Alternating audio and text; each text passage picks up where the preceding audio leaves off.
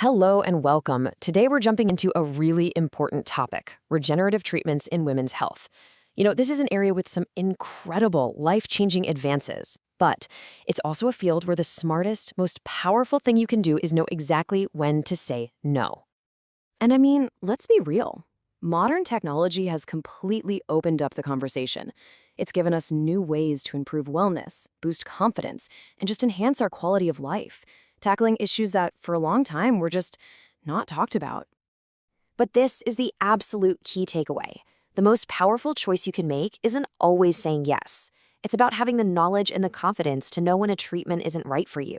So this whole explainer, which is based on expert guidance from the Women's Health Clinic, is all about giving you that power.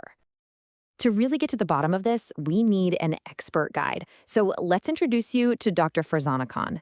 She's the clinician whose medical guidance is going to walk us through all of this today. Dr. Khan brings, a ton of expertise to the table.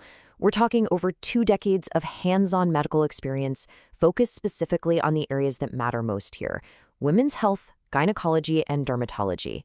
That's the perfect trifecta of knowledge for this topic.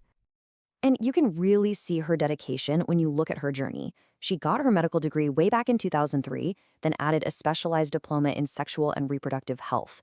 But here's what's really impressive. By 2023, she's become a key opinion leader and a trainer for major medical technology companies. So what does that mean? It means she's the person who teaches other doctors how to do this stuff safely. That's a whole other level of trust and expertise. So if we're tapping into that level of expertise, what's the single most important question you, as a patient, should be thinking about before you even consider one of these procedures? And there's your answer.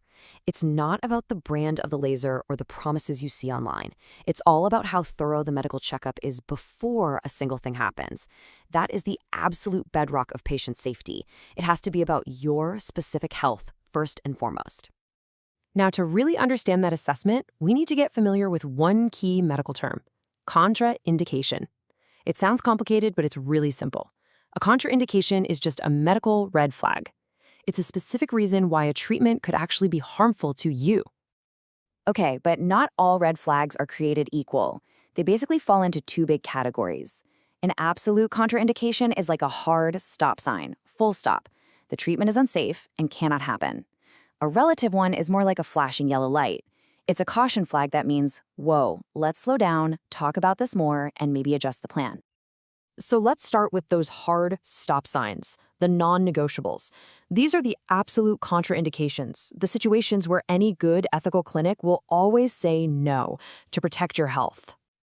All right, here are the big ones for laser and radiofrequency, or RF, treatments. Pregnancy or breastfeeding is a definite no, mainly because your hormones can affect healing in unpredictable ways.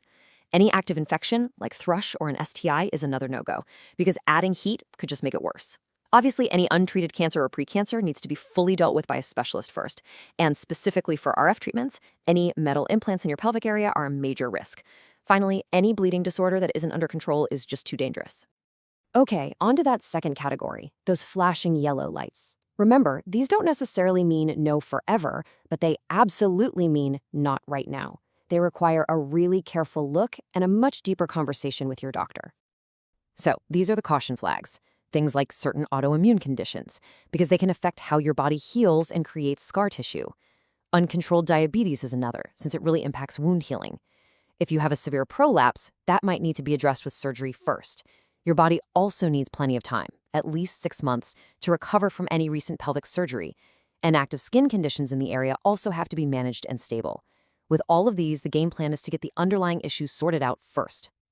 With all disinformation, it's totally normal for some questions and, myths to pop up. So let's just tackle a couple of the most common ones I hear all the time. This is a huge one. So many women just assume that because they have an IUD or a coil, they're automatically out of the running for these kinds of treatments. But is that actually true? Well, the reality is, it depends. And this is a perfect example of why a really detailed consultation is so critical. It comes down to the type of IUD and the type of treatment. A hormonal plastic IUD? Generally, that's totally fine. But a copper IUD? Well, that's metal. And a metal implant is an absolute no for radiofrequency. See how important the details are? Okay, here's another one I hear a lot. Someone might have had treatment on their cervix years ago, for abnormal cells, for example, and they just assume that door is permanently closed to them.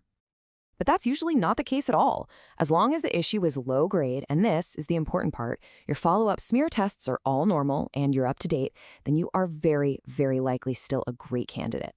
Your past matters, of course, but your current health status is what really counts. And that brings us to something so important. A good doctor will ask all the right questions. But your safety also depends on you being totally open and honest about things that might not even seem related. Just look at this number for a second. 6 months. What on earth could that be about? It's the mandatory wait time after you finish a course of isotretinoin, which you might know as Roaccutane, a really strong medication for acne. This drug seriously changes how your entire body heals. This is why you have to disclose every single medication you're on, even if you think it has nothing to do with the treatment. It's absolutely vital for your safety. Okay, so let's pull all of this together. What should you be looking for? What does a truly safe, high-quality, patient-first process actually feel like when you walk into a clinic? It should look exactly like this. This is the gold standard.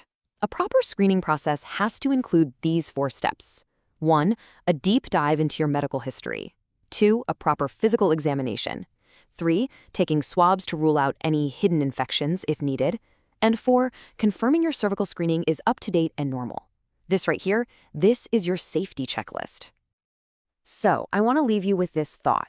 Now that you know what to look for, you know the red flags, you know the right questions to ask, what will you ask at your next consultation to make sure you're making the absolute best and safest choice for yourself?